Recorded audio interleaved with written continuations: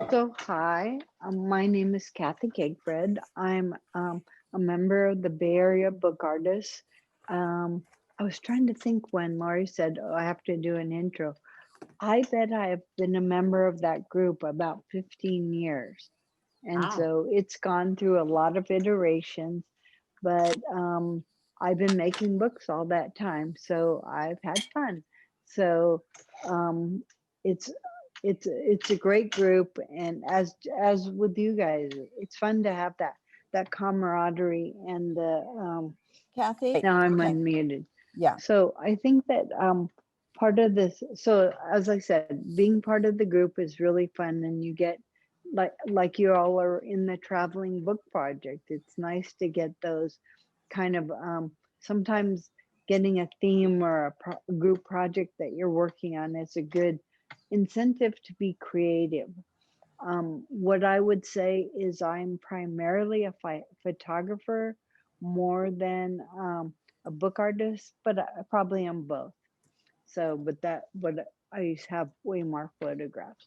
And so I probably been teaching this class on and off for about 10 years. So it's changed over time, and but probably expanded a little. And I have for especially for your people in the traveling book project, I'm going to show you how to do flat eye objects too. So say you're going to photograph a book in a page, I'll give you an example of how to do that. So is I'm going to go through a PowerPoint presentation that I did because I think what you'll find is, and sorry, I thought I had a better title page for this that had your name on it. It's okay. These are some of the things we're going to do is just discuss the concepts, how to show you different lighting, my suggestions for your setup, and then actually show you some examples. So I was telling Lori, the last time I taught this was in July, and so I've had this all set up in my kitchen since then. So I'm going to be really happy to stop having it in my kitchen, so you too can do it in your kitchen. The I think the biggest thing about this that's probably the hardest thing about photographing your book really has nothing to do with sitting there with a camera or an iPhone. What it really has to do is really thinking about your book and saying, okay, what is it I want to tell about my book? What's more important? Is the cover more important? Is the structure more important? Are is the content of the pages, are they more important? How many pictures do I get to show? Sometimes you only get one, and that's always kind of tough when you only get one because it's like, ooh, which of those all those questions, which one are you going to go for? And so we're going to kind of walk through that. And as I said, how many photos do you have? What do you want to say? What's the concept and the message? Um, why are you taking it? For instance, like in the project, like the traveling book, um, you may be just taking pictures of your pages, or you may have be taking pictures. Oh no, you guys have it. Someone starts the book right, and then everybody responds to that. So you probably are taking pictures of every page in the book, and so then you probably want to be consistent in terms of how you do that. But sometimes you know that you're doing entry into a competition. You might be putting it on a group website, like your group's website, Baba's website, some sort of promotion. So again, it's important to know why are you doing this, and it may change depending upon the why. That sometimes you might want to do take the pictures this way, and then sometimes you want to take it another way. So what I highly recommend is take lots of pictures, and then you might have them, and think about what are all the potential usage for these pictures. And then here I'm just going, okay, what's more important? What angle shows it the best? From the top, from the side? Sometimes, like the structure, it's actually easier to see that if you take a picture from the top. Um, maybe but from below, just with it open or closed. All these are different orientation for how you might want to do your book. And as a matter of fact, what I might do is I might just go down through this list and take a picture for every single one. If nothing else, as if this is your first time doing it, um, it'll probably give you a good practice of trying, okay, what happens if I do take it from the side? What if I take it from the top?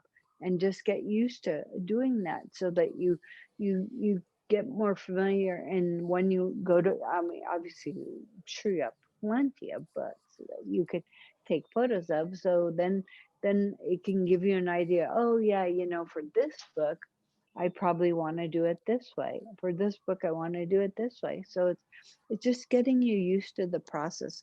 And the truth of the matter is, I actually take almost all my pictures with my iPhone. I have a very nice camera, but I think the iPhones are so good now that I can really get good pictures from the iPhone. So that's what I do. Kathy, And yes, we have a question.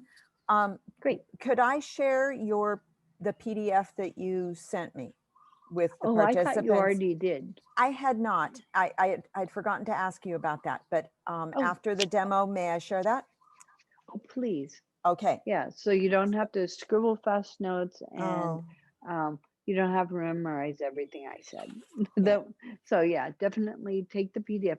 It's sometimes hard to send. It's big, and so you might have to send it in two parts depending upon um, your group and the group um, list server that you use.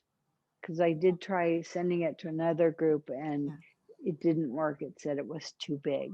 Yeah. So I'll I'll just I'll I'll work on that. Don't worry. We'll get that figured out. Thank you. okay. Mhm. So yeah, so again, what's the content you want to show? Do you want shadows or not? Do you have, there's often kind of a mood for a book when you think about it. And so how would you convey that mood? And so a lot of this, what this is really saying is, don't just jump up with your iPhone in your book and start shooting. Really kind of think about it before you do it. And I think what you'll find is you get much higher quality photos.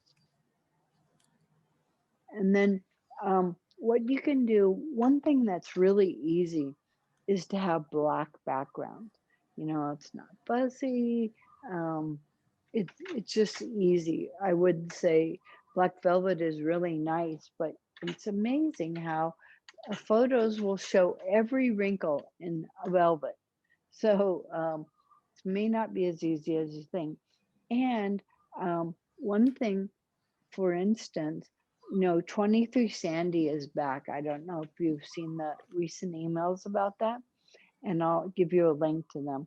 But one of the things she said was she doesn't want black backgrounds. As a matter of fact, she only wants white background, which well, actually, that's when Laura was running it. And when you think about it, that makes perfect sense because some people have white backgrounds, some people have black backgrounds. It doesn't have that continuity.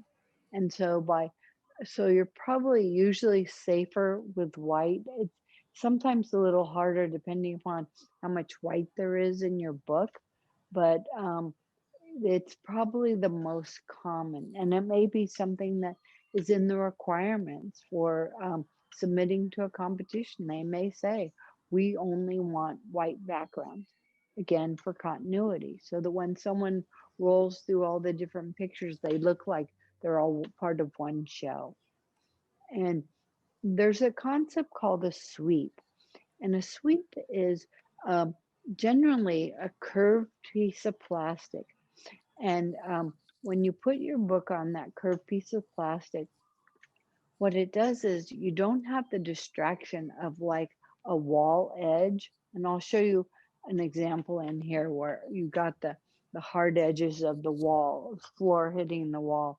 And it doesn't look as nice as the ones that use the sweep, where there's no sort of background edge to distract from your book, which is, of course, the most important. And then you just want to make sure that if you use a background, you don't want it to compete with your book. Your book's the most important thing. You don't want it, people who are looking at anything else. You want your book.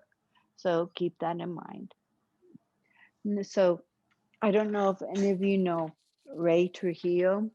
These, as I said, I did this about 10 years ago. So these are pictures I think I took of her books 10 years ago.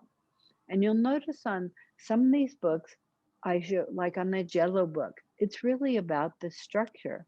If you look at the Polish book, um, that one is about the content. So you can see that they're photographed in different ways depending upon what I wanted to convey about the book. There are also one thing I would also recommend, and I do this like in terms of my website and stuff like that, is go out and look at professional websites like the Donna Sear Gallery or 23 Sandy, Vamp and Trap.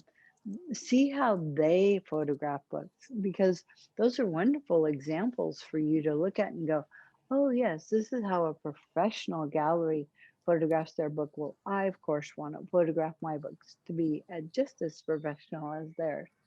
Also, when Laura Russell ran 23 Sandy, she actually wrote a whole series about photographing your books.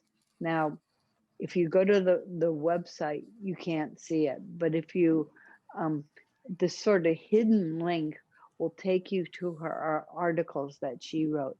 So I'm telling you some stuff, some of the things are, she says are probably a tiny bit different, not very different, I don't think, just a different way of saying it, but it's always good to get a different viewpoint. So I highly recommend you go to this link and check out what she had to say. Cathy, I'm going to interject for the traveling book members. I did send the 23 Sandy Laura Russell instructions on photographing your book in the email about 2 weeks ago, the one that was final steps. So everyone has that as a PDF for the traveling book project. Great. Sorry about That's the okay. phone call. I just moved my phone out of the room. Good thing you can't see me. So one of the things that you have to think about when you're taking a picture is um, different lights actually have a different color. So like tungsten has more of a yellow color. Daylight, like if I mean, at one point I photographed some books outside on a folding chair because I really wanted sunlight, and which is daylight, because I thought that would give me the most natural color. Fluorescent lights give kind of a weird color, so you need to be aware of the fact that that does have an impact. You may take the picture, and then when you look at it, you go, "Oh, why does that look like that color?" It's because of what's called the color shift due to the lights. So be aware of that because it makes a difference in how it looks. I mean, you want to make sure that you have the most accurate representation of your book. You don't want to, let's say, if there's a competition, you don't want to send it into a competition and it looks like X, and then when they get the real thing, it doesn't look like that at all. So keep that in mind. And there, even if you use your iPhone, there are apps you can use to adjust it to be the right color. But I highly recommend that you, once you have your picture and you think it's the real picture you want to use, literally take your book and set it next to it and say, oh, is this true? Are these the true colors or not? And this is a pretty extreme example. This is a picture I took looking down the steps in the Champs-Élysées in Paris. And you'll notice on the left, it looks really cool. You know, it looks very copper and stuff like that. And that was a color shift based on the light. The truth is, they looked like what's on the right. It wasn't that nice looking, but that's how the picture came out. Now, this is one example where I actually like the one on the left better, and that's the one that I printed. But in the case of your book, that's not what you want to see. But this is an example of how much of a difference the light bulb will make. And then one of the things about the light is the position of the light relative to your book will have an impact of making it very flat looking. Like if you have lights that are straight on, they often make your book look very, very flat. But if you're at about a 45-degree angle, it has more shape to it. So you can play around with this. Um, you'll see my setup, and I have a very sophisticated way of getting around that, and that is I pile up books and then I put my light on top of the books. And then based on that, I may have to add more books or take books off so that I get the proper angle so that it looks just right. And you may use one light, you may use two lights. It's really just what you want to see. You know, I'm I'm on a chair and I'm wiggling around. Are you hearing that squeak of the chair? It's not distracting, don't worry. Oh, good. I'm like, oh, I'm wiggling too much. And so here's a look at what I have. Now, there are these things called Studio in a Box, and you can spend about $100 or so, and it'll give you a box and that's sort of made out of nylon, and then it gives you lights like the two lights you see on the left, and you can set them up to take pictures of your books. And what I found that is I never liked the results that came out of this. It's nice. You can see they have like a blue film on the lights, and these are older. These are halogen lights. They wouldn't be halogen lights anymore. They'd be LED lights. But the lights I really like the best are these ones called CN160, which are lights from China. They're about 30 last I checked was a couple of weeks ago, and I think they're about $30 on Amazon.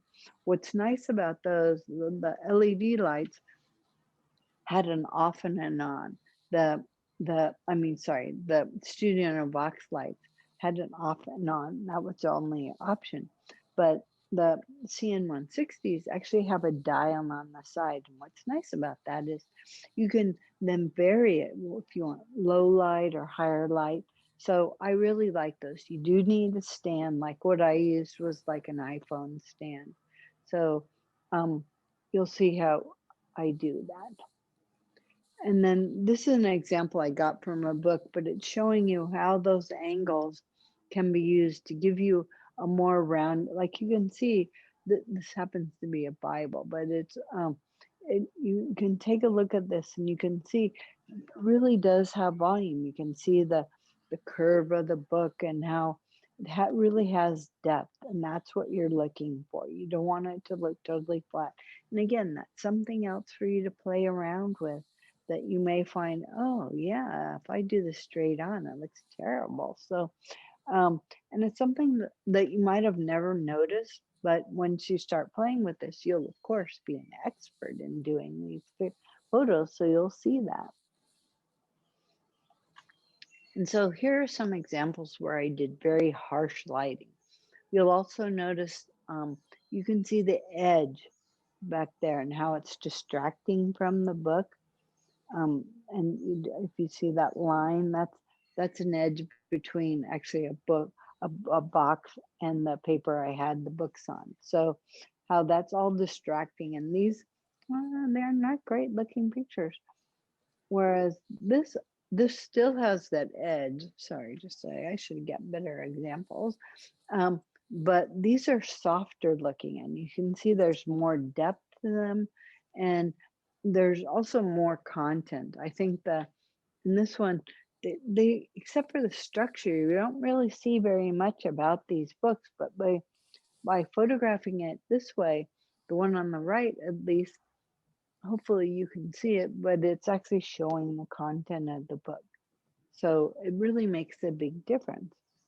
But I wouldn't want that line in the back, and I'll show you. Um, Now here's my very sophisticated setup. This is my kitchen counter. This is a big piece of white paper, and I used Scotch tape, and I taped it to my wall. And that's the setup. So you can see that all of you can have what you need probably. Those are actually the burners to my stove to the right. So um, it's just really easy to do. Note that I have a curve. I don't, and I certainly wouldn't want to use the the counter and the wall because they'd be too busy. But because I have this white piece of paper, obviously it's a very nice. There's no wrinkles or anything like that, and it has a certain density that allows it to do this curve, so that I can then put my book on it. And then you can see how sophisticated this is. Again, here's the CN160 light. I have it at a 45-degree angle, and I'm using books to get it to the height I want.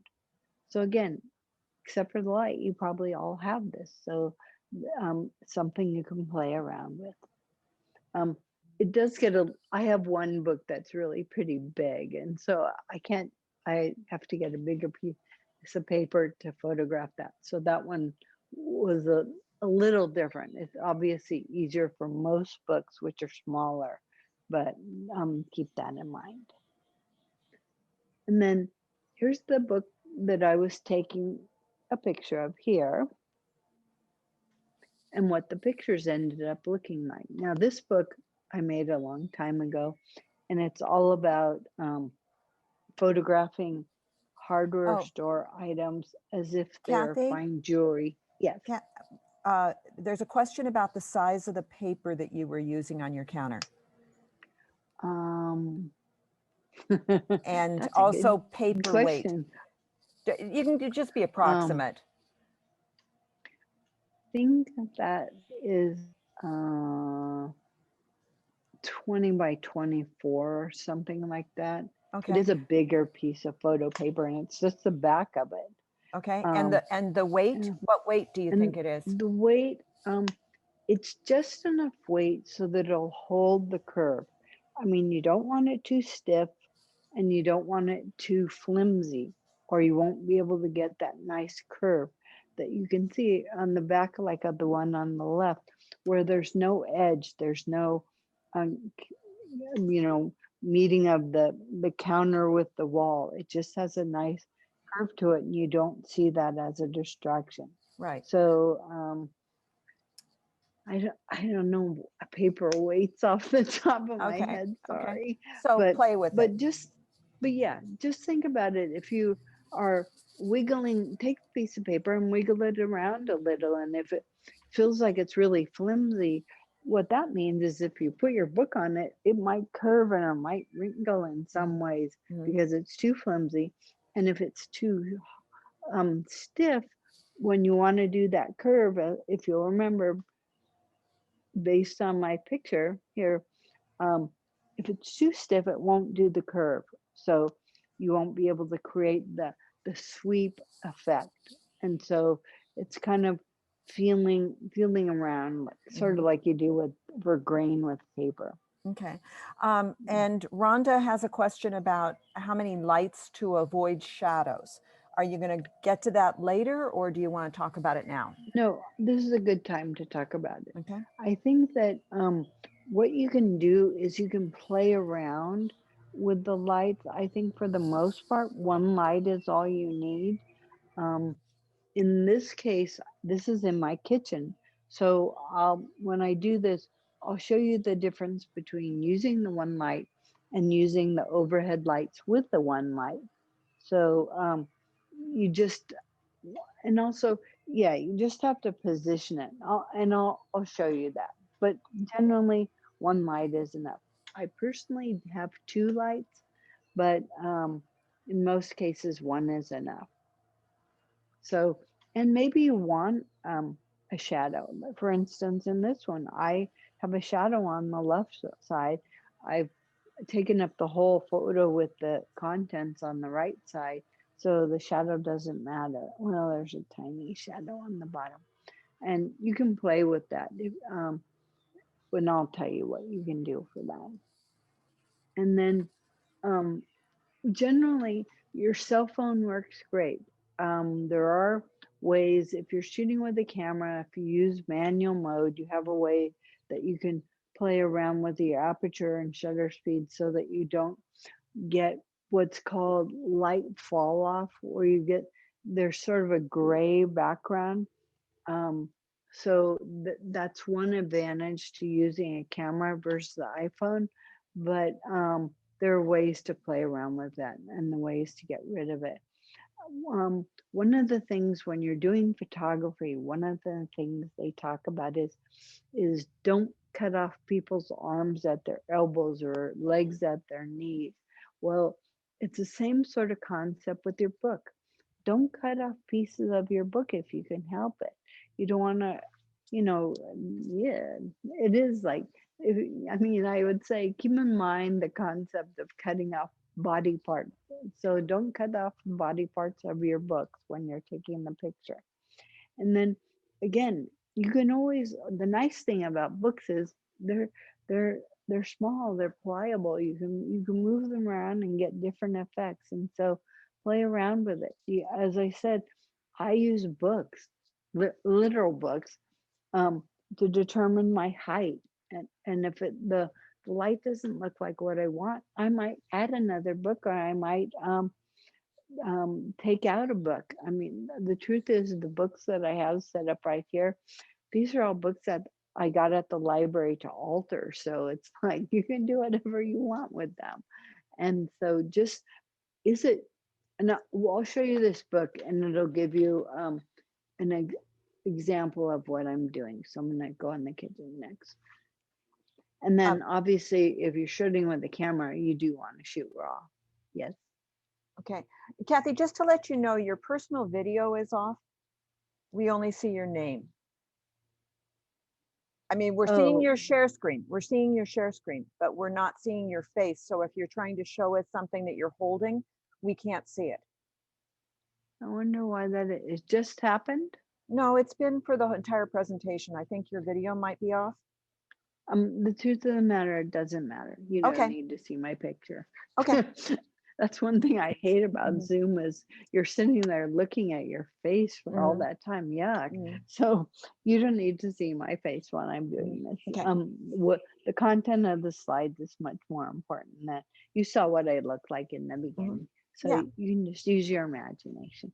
So um and then if you're using a camera, you should use a tripod to make sure it's stable. Aperture priority gives you the certain amount of depth in terms of your book. You do want to, when you use a tripod, if your camera has um, some sort of a vibration reduction mode, you want to turn that off when you use a tripod. It actually causes vibration when you have that, which seems counterintuitive. And then setting up the white balance and the angle and raw and that sort of thing.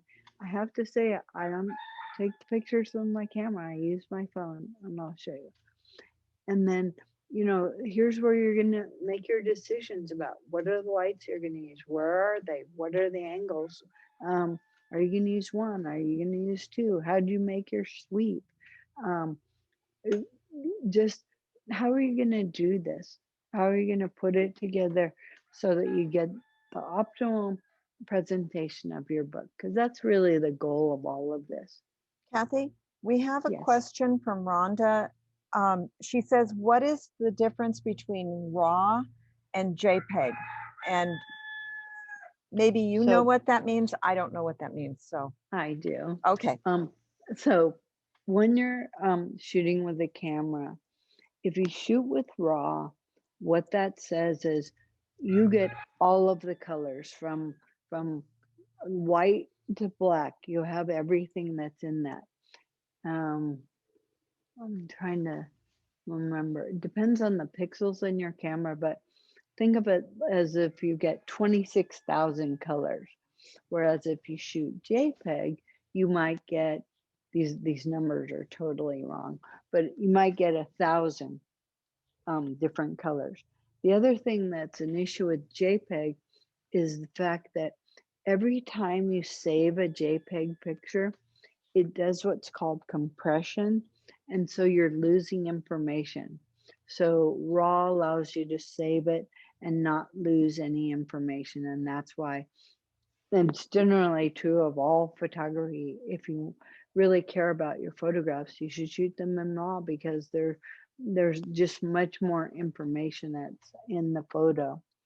And so it's a good habit to get into. It does mean, they're bigger files, but that's because they have more. So you can see that. Okay. And then one other thing, thank you, Kathy. One other thing is uh, Jade just made the comment that the best camera is the one that you have on hand.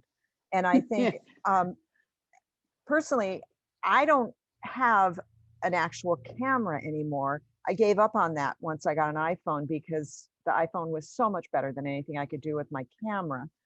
I'm not a photographer, but I think that's true for a lot of people. That really Yes. what we have is our iPhones. And Yeah, as Rhonda knows because she's taken it, I used to teach iPhone photography classes.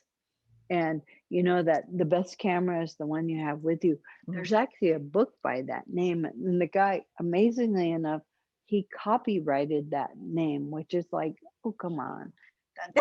You can't copyright something that says what everybody does. But I agree. The best camera is the one you have with you. Yeah. Hopefully, when you're going to take a picture of your book, you're probably you're doing a setup and all that. And if you have a camera, you might take it. But the truth is, I take everything with my iPhone. I mean, and is there a setting for RAW on the iPhone?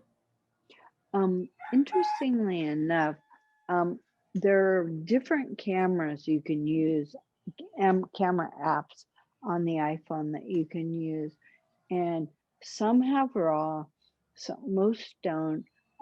There's actually a new release of the operating system that's supposed to be coming out, or I just read about this. It was either a new operating system, or of course, if you buy the new iPhone 12, you will get RAW in the standard camera.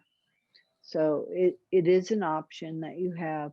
Know that it'll take up more room, and but RAW is always great because you have much more to deal with. So just it's something to think about, and I'll have to see. I know a new release of the operating system just came out. I can I can give you my nerdy tip, which is because I used to design software, is I never install a new release right away.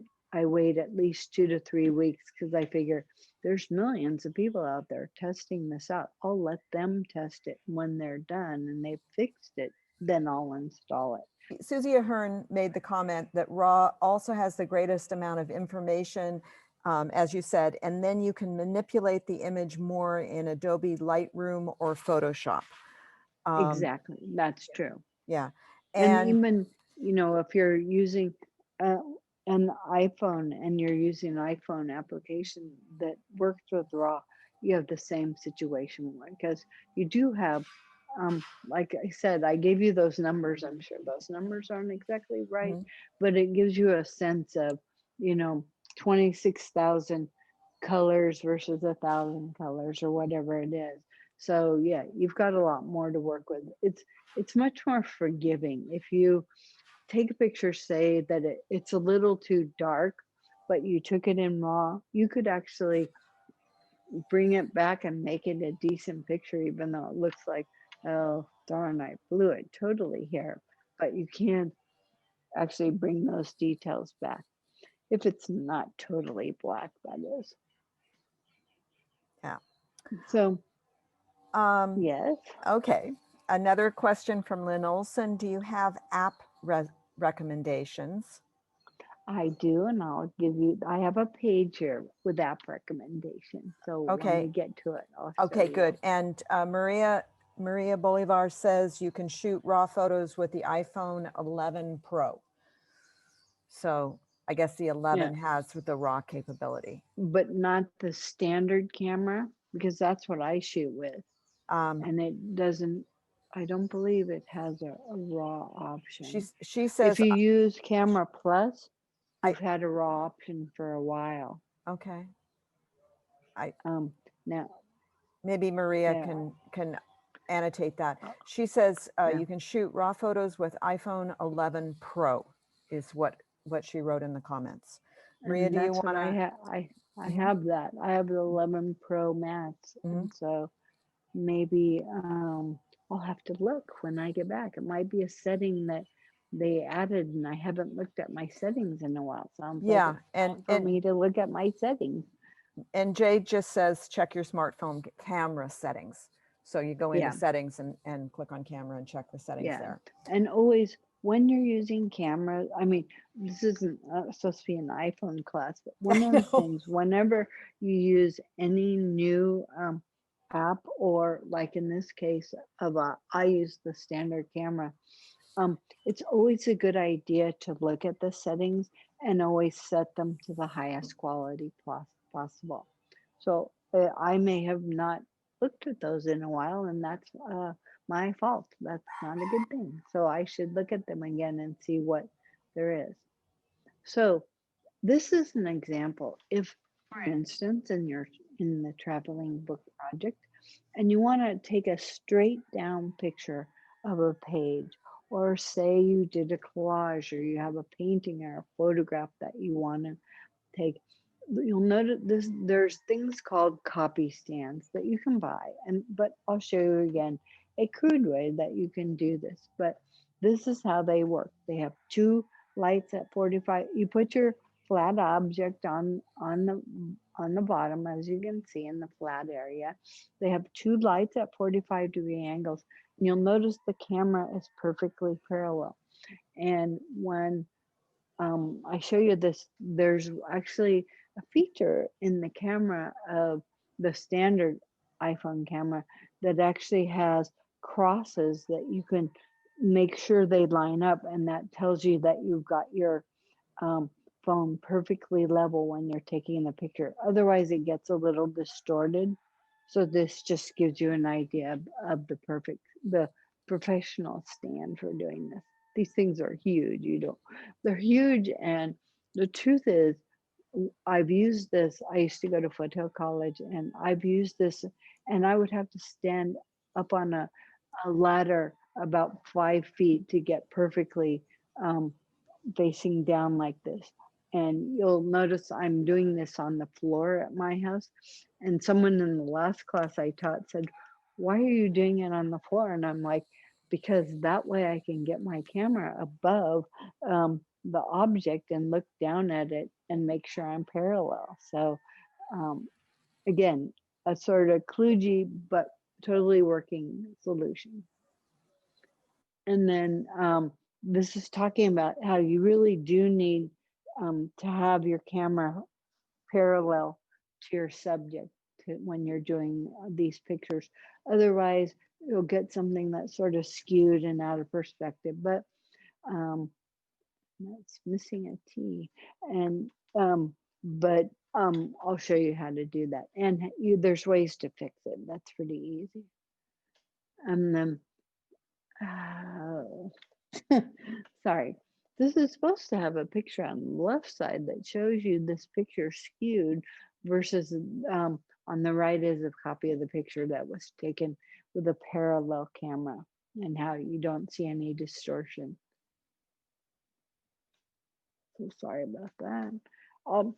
Um, Lori, I'll send you the proper slide for you, because it should have had that other picture, and content should have been spelled correctly on. And also, you don't care about this. These are BABA standards. I took them out for you. Okay. So they have Um, different naming conventions. Now, you may have certain naming conventions and specifications that we ex- actually, if you could leave those in, that would be excellent, because Insia Dot is doing the virtual gallery for us, and oh, okay. I'm pretty sure she's using that naming convention. So, Yeah, that that would would make be sense. very good to Okay. leave that in. I, Thank you. I took them And out, but I'll yeah, put them back in. thank you. Um, That makes sense because Intia wrote these specs, so it Yeah, would make sense that she would yeah. have the same thing. Now, here's some um, apps that I recommend for you on the iPhone. I don't know, sorry if you use a Droid. I have never used a Droid, so I would probably give you bad advice. But there are two apps that I highly recommend. One is Snapseed, which really allows you to crop. Um, if you have a distortion of any kind, you can actually go in and you can fix that. You can, the colors are wrong, you can play around with that. You can remove blemishes or spots or anything like that. And then iResize allows you to take in the picture. And again, if the specs say it should be 600 pixels on along the side or something like that, iResize will allow you to do that and then spit out a picture that follows those specs. So it's a good one to have. And what I do if I enter a picture in something, I want to know what I entered. So I'll actually create an album called um, Book Arts Jam 2020, something like that. And then I put all the pictures that are the right size and all that in that album, which you can do on your iPhone. So that then if in 2021 and I'm putting pictures in the show, I can go, oh, I can't put this in. I've already used it. So it's just a way that you can know about this. But Snapseed and iResize, Snapseed, I totally, every single picture I take, I use Snapseed. It's very, very, has tons of features. And amazingly enough, it's free. So absolutely go out there and buy it. Everyone should have it.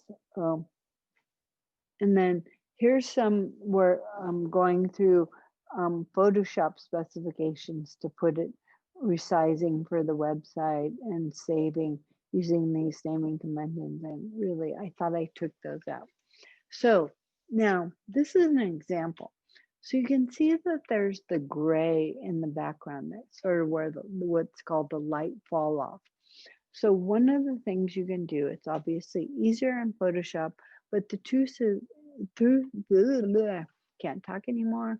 The truth is, I've been doing the exact same thing in Snapseed to get around my image to be white, because you can go in what's called selective mode and you can tap on an area and then you can move the slider and turn it into white. What it's doing is anything that's a certain color, if you slide the slider to the right on brightness, you can turn it to white. You do have to worry if you have a lot of grays in your book, it may also change your book. So be careful to pay attention to what your book looks like to make sure when you're making these corrections, you're not also wiping out your book. But I think it looks a lot cleaner and nicer on the right hand side, and you can just do this in Snapseed. And here's my information, and I'm thanking Ray for letting me use her books. Like I said, she was laughing because these books are so old. She she may not even have them on her website anymore. They're that old. So, are there any questions at this point? My kitchen. Here's my kitchen. And so I have two setups in here. One is, so one is the one that you saw in the picture. So you'll notice I have my light, my sweep, my tape, and my book. So it's very sophisticated. So I just turned on the overhead lights in my kitchen because they help. And so then I'm going to turn on this light. Now, because I'm going to show you a different setup for flat items, I actually used my favorite lights for that because I need two that are the same. So in this example, I'm using one of my not as favorite lights, but it's a light. And you can see here's my great, sophisticated system of piling up books till I get it to the angle I want. You'll notice it's at a 45-degree angle. And then as I get closer, sorry, I don't want to make you nauseous. Um, if I get closer, you can kind of see what I care about. In this book, I've actually got a heart hanging down. And so that's one of the things that I really care about. I want people to see that. And so I might play around with this light and move it around until I can say, oh, yeah, that, you can see that my heart is um, there. Unfortunately, I moved it. Sorry, I'm not being very sophisticated because I'm holding the iPad and moving stuff with my left hand. And I dropped my AirPod on the floor. So, what I'm going to do, this isn't my iPhone, it's my iPad. And so I may have this situation where here's the picture that I want. I've got the ribbons, I've got the books, but I've got a lot of shadows and I actually have a few burners over here. So what I can do with my phone, which is much narrower than my iPad, is get in much closer and I can get in where I can see the way I want to see it. And then I could take the picture and I can always go on Snapseed and I could crop it. So that's an example of where I really care about the content. Now, if I didn't care about the content, sorry, let's have to put this down for a second. Here, if you have two hands. So now, if I want to show the cover, that's what I care about the most. You'll notice that I moved it around and it keeps falling down. So if I had two hands, I would do it where I could actually take a picture. Sorry. Where I could say, okay, this is going to give me the cover and the sides. So you get a little bit of the structure. And again, because I'm holding this with one hand, I'm not really getting an optimal picture, but hopefully you're getting an idea of how I'm just moving it around so that I can see different things. If I move the iPad in front of the light, that's not good. You don't get good pictures. Someone asked, what if you have glare? So for instance, I do have glare up here on my wall, which I don't care about because it's not in the picture. But as an example, what I can do is just move the light around so that the glare isn't occurring. And sometimes having the overhead lights on works great. Sometimes it doesn't. Again, I would play around with it and see what I can do. Yeah, so you can see I was playing around with this with one hand without trying to drop it. Um, so obviously having two hands would really help. But there I have a different view of the book. I do have shadows. I might play around with the ribbons because of course I have to show the ribbons. And I think the shadow's fine. I actually kind of like the shadow because again it gives it a sense of depth. I may actually though take it into Snapseed and say, no, I don't like that. So I'm going to get rid of that. And I can do that using Snapseed in the selective mode. So hopefully this gives you an idea. This would be much easier if I had two hands and wasn't holding on to the iPad and trying to move the book around. But hopefully you can see what I'm doing to have a different effect for the book without dropping it. So you just want to play around until you get what you want.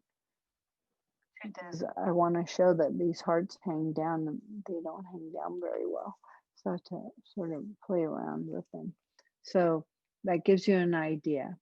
And so this is what happened here is um, I opened it up, but what I did was now you can see the wall. So that's not good. So I would have to move it over here. I want to interject. Give you an idea. I mean, this is very crude because I'm trying to do it with one hand while holding the iPad. but hopefully you can see that you can do different things with the book, with the lights, and move it around, get it closer, further away, more books, fewer books. I mean, it's really, you have a lot of flexibility. And I'm not using anything sophisticated. I'm just using a light and a piece of paper. And my next sophisticated setup, we have, this is an example of taking a picture of something flat.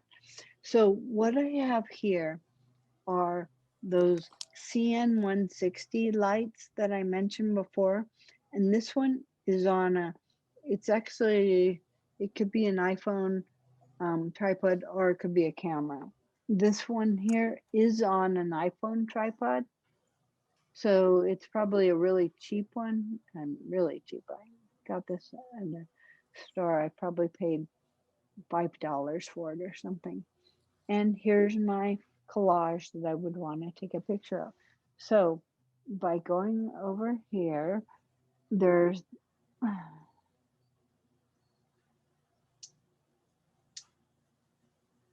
okay, not turning on. What I can do is by using the dial, I can change the light. I think,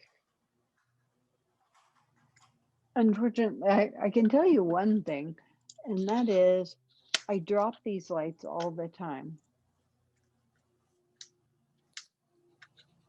You want to have two lights that are equal, which I don't because my one wouldn't turn on. You want to play around with it. You may find that you want to go higher, lower, until you get what the look that you're looking for. And then what you want to do is go, um, in this case, probably actually, because these are really pretty um, big rips that I'm using in here, I, I would actually like the shadows. So then I would want to go perfectly even and perfectly balanced. Again, I'm using my iPad, not my iPhone. My iPhone, you would get two crosses, and when you line them perfectly up, that would be telling you that you were perfectly flat. I'm actually not in the camera mode, I'm just in screen mode for Zoom. So you can see that I'm going perfectly flat because I have it on the floor. Again, I'm using books.